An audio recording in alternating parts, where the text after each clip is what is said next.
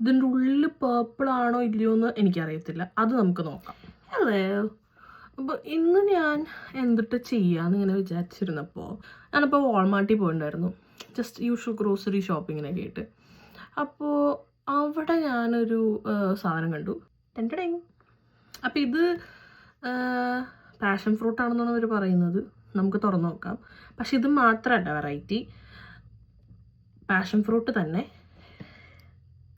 വേറൊരു കളറിൽ. ഇതിവിടെ എന്താ പേർപ്പിൾ പാഷൻ ഫ്രൂട്ട് എന്നാണ് അവർ പറയുന്നത്. ഇതിൻ്റെ ഉള്ളിൽ പേർപ്പിൾ ആണോ ഇല്ലയോ എന്ന് എനിക്കറിയത്തില്ല. അത് നമുക്ക് നോക്കാം.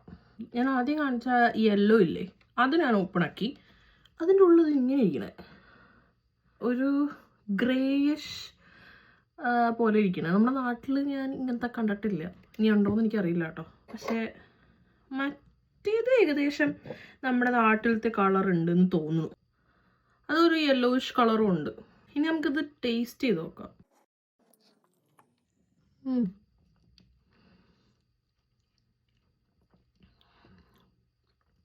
നല്ല സ്വീറ്റ്.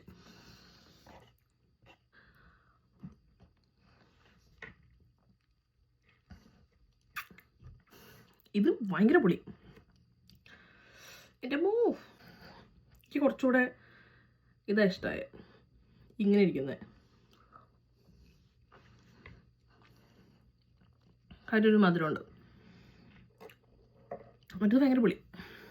അപ്പോൾ ഇത്രേ ഉള്ളൂ. ഞാൻ വിചാരിച്ചൊരു ഇതൊന്ന് കാണിച്ചേക്കാം. കാര്യം ഞാൻ 2 ടൈപ്പ് ഓഫ് പാഷൻ ഫ്രൂട്ട് അങ്ങനെ കണ്ടിട്ടില്ല.